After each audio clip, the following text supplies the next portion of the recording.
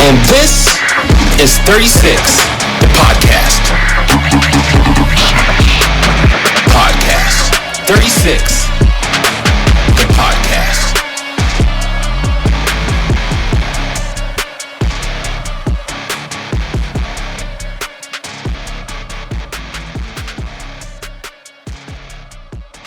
Fairbanks, how you doing? Fairbanks, North Star Borough community, how are you guys doing in surrounding areas? North Pole, you too. I see you guys out there. Okay, so once again, we're coming to you live from the Hoodoo Brewery Studios. My name is Tilden. I'm Jeff. And I'm Brandon. And this is 36, the podcast. So we have a special treat for you today. For all of you beard guys out there and the people who love men with beards, we have the owners of Permafrost Beards here with us today. We have Mr. Levi. How you doing, sir? Good. Thank you for having me. Thank you for coming out. And we have Mr. Colby along with him as well. And so, we only have 4 microphones, so we've got a special treat for you guys coming up. So just buckle down. And let's get this show on the road, shall we? So, once again, 36 ounces of beer and conversations that we have over 36 ounces of beer. We're not in any way, shape, or form trying to peer pressure anybody into drinking beer. You could drink 36 ounces of root beer. You could drink 36 ounces of hot water. You could drink just regular water. It doesn't necessarily have to be 36 ounces, but, whatever floats your boat and helps you to get into a conversation with us. So if you do something neat and exciting in the community, expect to be getting an invitation to sit down with us for a chat over 36 ounces of whatever it is that you may decide to do. So having said that, Mr. Levi, sir.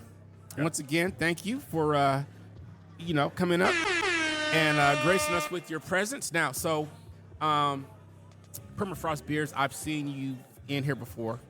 And so we always start our podcast off with the tap.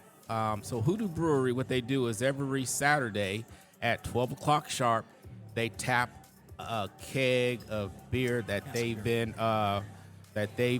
stirring up in the back. Or brewing up in the back for us to try. So this week's tap, it's a Kolsch, and it's conditioned on fresh chopped carrots. And so, Mr. Levi, I know that you are in here often drinking beer. And so we're just going to take a little sippy sip and see how we like this Kolsch conditioned with carrots. And, let's just see how it goes.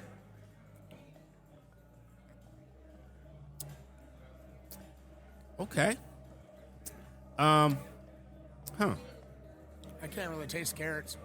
It's just different than a Kolsch, but I can't really say what it is, though.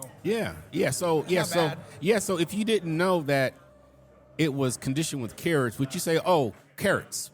No. What about you, Jeff? It's something different, but it doesn't really taste like carrots. Okay. Levi? It doesn't taste I bad. I taste Kolsch with. I can't tell what the other thing is in there. So. Okay. Well, but for a good, different type of flavored beer, it's worth a try. Oh yeah. It's worth a definite try. So, kudos once again to those mad scientists that are back there in the back of Hoodoo, and they're coming up with all these magical drinks and stuff like that. So kudos to you guys. You've got a little Saturday hit with you guys going on there. You know what I'm saying? You got a little Saturday hit, but let me finish this up real quick so we can get back into the meat of our podcast here. All right, so we're going to get back into the meat of our podcast here, and we're going to get into the interview questions that we have selected for Levi and Colby. So at this time, I think I'm going to start off with the first question. All right, and so the first question, Mr. Levi, is going to be for you. And let's see here. Let's see which question we have for you. Okay, so the the one unique thing about this particular podcast right here is, and this particular business is, you guys assumed ownership of it from another good friend of ours. Yep. All right. And so you guys have taken it, and you're taking it even further. All right. So my first question for you is, what inspired you to take on and pursue Permafrost beards and the grooming, get into the male grooming industry? Well, when I left the Army, the only time I ever grew a beard was when I was on deployments and they let me grow it. Right. But I didn't know anything about, cosmetics or facial hair or anything like that. So when I got out of the Army, I said, I'm just going to grow it for a year. I'm not going to touch it. Right. And after about 3 months, it was itchy. It was falling out. Yeah. It was coarse. So I started looking around for beard products, started using them. I didn't like them. Right. For whatever reason, they had different attributes about each different that I didn't like. Yeah. And then actually Colby introduced me to Nick, the founder of Permafrost Beards. Yes. And I started using the product, and I fell in love right away. Yes. And then Nick decided he started advertising it. He's trying to sell the company. He's got to downsize because of whatever reason's going on in his life. Right. And I was like, well, I don't want the product to go away. It's a great product. It's in Fairbanks. I love using it. Right. Also, I was looking for a way to get out of working for the man, Yeah. So Colby and I, we decided, let's throw an offer at Nick, see if it sticks. Yeah. And that's pretty much where we went. Okay. All right. Good deal, man. Congratulations to you guys for taking that step into entrepreneurship. I didn't get serious into my beard products. I would go to the PX and I'd buy whatever they offered at the PX, but I didn't really get serious into it until I had met Nick. And so I PCS'd up here for all you civilians that's relocated. I relocated up to Fairbanks in 2018, and shortly thereafter is when I had my first encounter with Nick. I forgot how we ran into each other, but that's how I met him, and he turned me on to the beard oils, and then also the balm. And so just putting the oils on my scalp by itself, that made a big difference, on its own. So yeah. You guys have a good product going on, and then you guys also do some good stuff too in the community, and so we'll talk about that a little later. But Jeff, take it away. Okay, let's see here. How do you identify the gap in the market for your products? Well, a lot of it is some of our customers tell us, hey, you should try this. So we look at it. We kind of see where the market's going with it, who's using it, what companies are providing it, and we try to see if we can meet that niche here in Alaska. In Alaska, we have a lot more shipping costs, and getting products and ingredients here is a lot more because we want to stay as made in Alaska.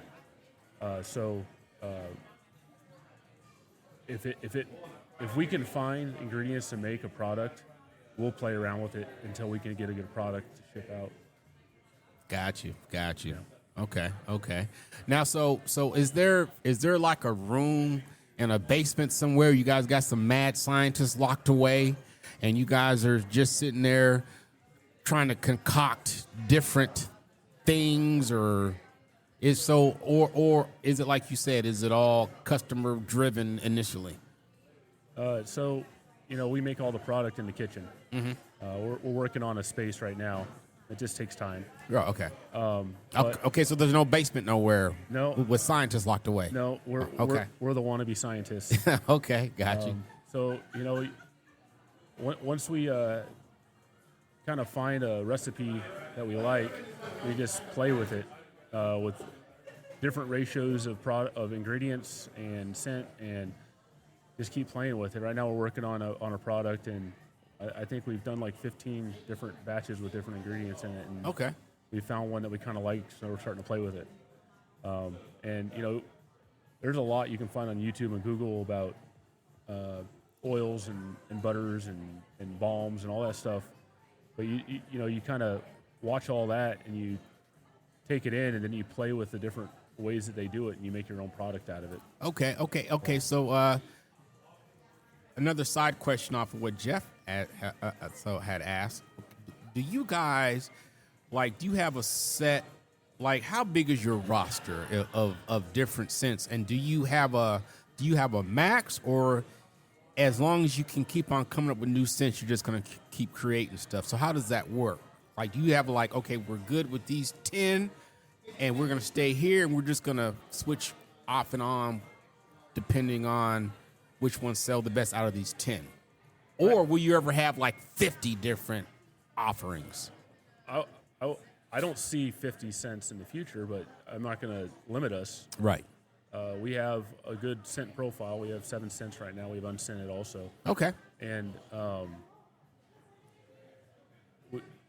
we made our newest scent Bush Pilot because we were feeling that we wanted to make something our own, because all these scents that were around were from the previous owner. Mm-hmm. So we wanted to do something that was our own. Okay. And it kind of gave us an opportunity to do some R&D and meet with some of our clientele to get their feedback on it. Got you. Did you bring a sample of that Bush Pilot today? I didn't. Darn it. But I wish I would have. But the Bush Pilot was our launching point to try something new. Got you. So we're looking at what people like to use in the industry, and we're trying to match what the customer base wants. Gotcha. And we're also trying to modify it so that we're kind of not copying someone with the same type of products. We want to have a like product that does the same thing, but we want to have an Alaska and Permafrost beard stamp on it, basically. Got you. So yeah, that actually, the question I was going to ask you, we already pretty much covered all of it, which is basically your product development process and the products that you have to offer. But I can elaborate on that some more if you want. Yeah, sure, go ahead. So last year, we released the Bush Pilot at Mr. Furface competition in Anchorage. It was their Beard, Bacon, and Booze Festival, but they took on Mr. Furface, which used to be at the Trapper Rendezvous, and they moved it to that event. And there were people from all over the U.S. that had monster beards that go nationally, international competitions. And they tried our new scent, and they would give us feedback directly on it. And we implemented that, and we've got a lot of good feedback on it. Mm-hmm. So, we're not deaf to the masses. Got you. And everything that we produce, it goes to 5 or 6 different people, at least, that use the products for their feedback. Got you. Kind of leading into that, or leading off of that, what do you feel sets your beard grooming products apart from others in the industry? Number one, we're made in Alaska. Others, are you the only? There are others that are made in Alaska, but they're in the garage. Gotcha. They just sell to people at a farmer's market or something like that. There's others that claim they're made in Alaska, but they're not. They even have Alaska in their name, but they're not made in Alaska. Yeah, give us their names. I'm just playing. We're not going to do that. They have great products. They have good products. Gotcha. But what we want to curb, we want to set apart because we're made in Alaska. Right. Another thing is we're not using a whole bunch of synthetics. We're not using thickeners. We're not using preservatives. So when it comes to shelf life, ours is less. So that's the thing. So that's the thing, using thickeners and stuff like that. So when you get your shampoo, you pour it in your hand. It sits in a nice little cream in your hand. Oh yes. But if you use our beard wash, it's liquid. Got you. So you're only getting the stuff that does good for your skin and good for your hair. Right. You mix it up a little bit before you shake up the bottle, put it on your hand, and you lather it up. Got you. So that I would say that's a major thing that sets us apart from our competition. Got you. Pretty big thing. All right. Mr. Colby, are you wanting to log on now, or you good to go? Okay, so check this out, guys. I'm gonna tell you what. I don't know if you guys have ever seen any of our mugs. online or in any of the pictures that I posted for our broadcast. But, one thing that typically stands out when you take a look at all three of us sitting next together, I've got a little Fu Manchu goatee thing going on. Jeff, he's fully bearded. You know what I'm saying? He's like the bearded biker.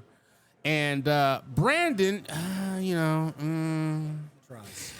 Yeah, Brandon tries. So, I couldn't grow a beard to save my life. yeah, so Brandon we can be tries. brutally honest about it. So because of that, Brandon has graciously allowed to give up his microphone so we can get both owners, both Levi and Colby, on the microphone at the same time in order to ask these last few questions. So it's just going to be Jeff and myself, and it's going to be Levi and Mr. Colby, both owners of Permafrost Beards. So, Can I throw a bone at Brandon, though? yeah. Our logo, our motto is keep your face jacket on. Yes, sir. So it doesn't matter how big or how small. Exactly. He doesn't try to shave it off. So he keeps it on. Exactly. Kudos to you, sir. Okay, so now joining us is the other half of Permafrost Beards, Mr. Colby. Sir, how are you doing? Howdy. Good to be here. All right. Well, thank you for joining us. Thanks for having us. All right. So, like Levi, I often see you here enjoying a few ounces of beer yourself, and so I don't know if you got a chance to taste today's pour to give us your thoughts on it. Not yet, actually. Okay. So we'll probably try to add that to the transcripts a little later on, but it was actually Kolsch infused with some carrots. So I don't know what you feel about carrots, and but I mean, it was a good deal. All right. So it was a good pour for today. So Oh, good. so having said all that, we're going to get into the next round of questions, right? And so I don't know how you guys want to tackle the questions, but I'm just going to throw it out there. Let's see here. Let me pull up my questions again. And let's see here. To either one of you guys. Okay, so how do you stay updated with the trends in men's grooming? I mean, because Alaska is only one of the states in, all the 50 states, the lower 48. So there's a lot of stuff going on down in the lower 48. So how do you guys keep all of us up here in Alaska, the last frontier, updated with what's going on with men's grooming? I don't know if you've noticed, but there's a lot of content out there on Yep. the internet. So Yep. kind of like with my background goes, I'm really into research, and so if there's something I can dive into, chase some rabbits, I will do that. So I mean, there's so many channels, there's so many websites you can go to and look at, and so you can kind of see what's going on and feel the pulse of what people are looking for in a product just Right. based on the content that's being popularized right Right. now. But then you kind of take that too with a grain of salt because not everyone has the same issues with their beards. They don't have 40 below to deal with, and Right. some products don't ship well because of temperature, and so there's a lot of other things to consider. Just being a company based in Alaska, Right. that we have to really listen to our clientele here locally because they're the ones Yeah. who really want to use our product. Man. And so we kind of put Alaska first, but we want everyone else to enjoy our products, and we want to be able to give them a good quality product no matter Got where you. it ships to. Exactly. Jeff, you got what you got? Where are we at? Any significant challenges on growing your business? On growing my beard? Business. Business. Yes. Oh, yeah. So I mean, you can do the beard too if you want. I would say, I say the biggest thing for us is time. We have day jobs, and our jobs require us to go to the field. Well, also to add on to it, I mean, when we acquired the business, it was kind of an ongoing process selling the business, and there was a lot of rhetoric that went out that people assumed the business was closed. Yes. So I think the biggest part of taking ownership over the business is to let people know that it's still going on. And so some people come, I thought that closed. I thought that, that was no more. And so like half of our struggle has just been trying to reach those people to let them know, hey, no, it's not. It's still here. Right. So, Right. But I think beyond that, the struggle is just to getting the word out beyond our small, circle of friends or our community or people who've used the product in the past. Got you, man. Very good, very good. All right, so let's see here. What advice would you give anybody out there in the world? Because this is probably reaching. I've heard of people over in Europe saying that they appreciated the podcast. So I could technically probably say worldwide. So what advice would you give to anybody out there in the world who's privy to this podcast? What would you give them advice on with starting their own grooming business or jumping into the grooming industry? Don't rush into any of your products. We were fortunate to have ingredients and recipes from the founder, and he put a lot of work into it. Yes. He says he nerded out about it. Yes. And for us, now that we're trying to develop new products, not just new scents, we're having to nerd out. Yes. We're having to test multiple different batches of the different ratios of ingredients just to find something that we can work with. Yes. So my advice would be don't jump into something. Make sure it's done right. And Yes. my problem is, we kind of play to each other's weaknesses. He's kind of a, he, like you said, he likes to research stuff and chase these rabbit trails. Whereas me, I'm more like business minded. So he kind of does the perfectionist stuff. I kind of think of the other things. Yeah. Okay. I'm gonna tell you. So like I said, we segue a lot here, and so when you were saying the never rush thing, the one thing I will never ever forget, because you, like myself and Jeff, we're vets. There was a time in Bosnia, and right before, and so you got to Hungary, and then that's where we got all our equipment together, and we rounded everything up, and we got it off the trains, and then we convoyed from Hungary down into Bosnia through Croatia. And so leaving that gate out of Hungary, there is a big sign, and I'll never forget that sign. And this was back in 1996. And that sign said, "Never rush to failure." And so that has stuck with me like all these years. Like, never rush to failure. Take your time. Do it right. Like, there's a lot of different ingredients and recipes out there. Don't just rush something to the market. Just take your time. Do it right. So kudos to you guys and keeping it real like that. You know what I'm saying? Because that says a lot about the care that you put into your project and your product. Okay. Sustainability and quality of your product. How hard is it to find ingredients, I guess?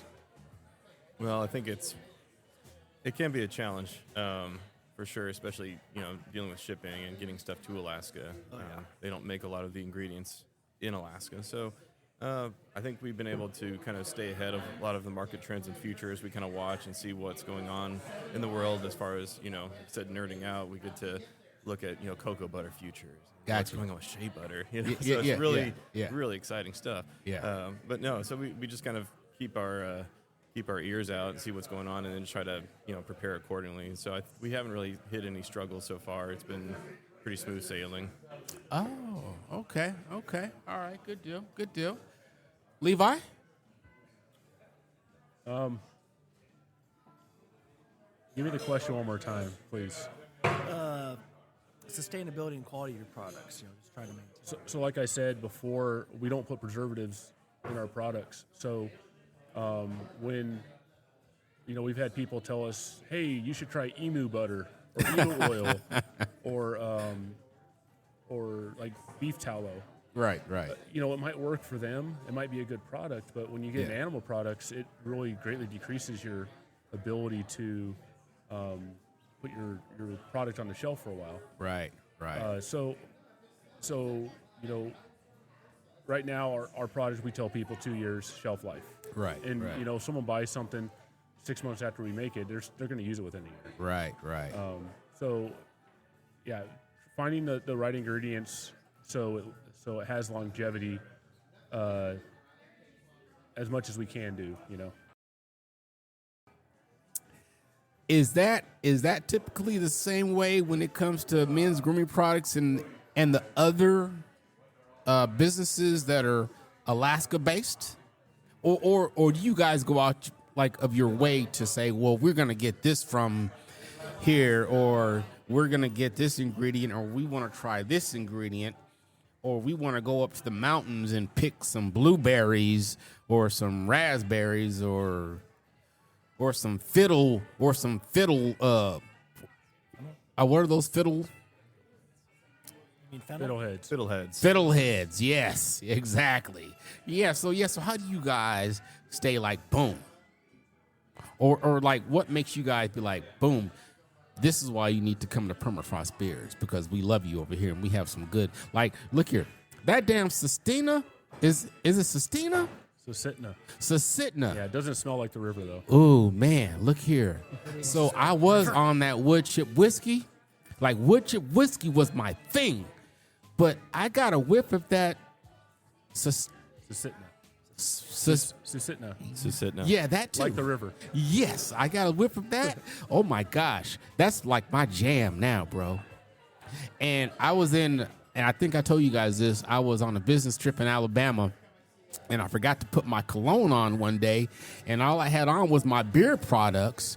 And several people were like, "What's that cologne you're wearing? That smells so good." I'm like, "Oh, that's my Permafrost beards. That's my beard product right there." Well, I mean, with our products, we try not to box ourselves in too much. I mean, if we try something that doesn't work, it doesn't work. Even if it works for somebody else, I think we still want to be us. And, Right. We are different because we are made in Alaska. Right. We kind of want to play off that, too. This is our people here, and so Gotcha. we want to stay true to where we live and who we are. And so a lot of the stuff we do is, there's some rock stars in the beard community as far as ingredients. And, we look at those and we acknowledge those. And, they may work for other people. They may not work for us. So at the end of the day, we really want to wear something that, Right. if we'll wear it, other people will wear it. Yeah, If we don't like it, I don't want to sell Yeah, it. So exactly. that's how we all started with Permafrost beers to begin with. We were Yeah. all users, and so we Yeah. kind of want to stay true to the brand, true to the product, and make something that we would be proud to wear as well. Got you, man. And you guys are doing a darn good job, man. So I want to applaud you again real quick and give you your flowers. You guys are doing a darn good job. But we are going to actually, so let's go on to another question. And let's see here. So what role does your customer feedback play in your business evolution? And so I'm going to add a little bit to that. We are in Fairbanks. Have you guys been on that Fairbanks, Alaska page? People can be kind of fickle on that page right there, right? And you guys also have a Permafrost Beards page, right? So, yeah. How do you, like, does any of that come into play, during any aspect of your planning or anything? Well, we have people reach out to us on social media with some input. Mm-hmm. And so they're not all yes men, right? Correct. Okay, good. Some of the requests are not feasible. Well, you did mention emu oil. Yeah. Some are very valuable feedback, and you also look at the person that's giving you the feedback, and if this person is, like we have some people that use our product on their YouTube page, and they have products, like hundreds of products. And Yes. Today I'm using Permafrost beard product, and they have a massive mustache or a massive beard. Right. And they're just giving feedback on it. So, we listen to what they say. Right. And, right. I mentioned Mr. Furface. We had feedback there. Yes. And some people have reached out to us like, hey, this order I got doesn't smell right. It smells off. Yeah. It could have been an ingredient issue, whatever else. So we'll just give them a new one. Right. Yeah. Right. Okay. All right. Good deal. Good You deal. guys like have a set group of people that was like, hey, try this. Just try to. We have a group of people that we reach out to, including the founder, Nick, to try out our new products, just to make sure that we're going the right direction. Right. What kind of products are you looking to develop in the future? Going forward, is there like anything in particular you want to work on? So, in industry, like the big thing for people with big beards, they don't want something that holds their beard like beeswax in it. So a lot of them use a butter of some sort. Right.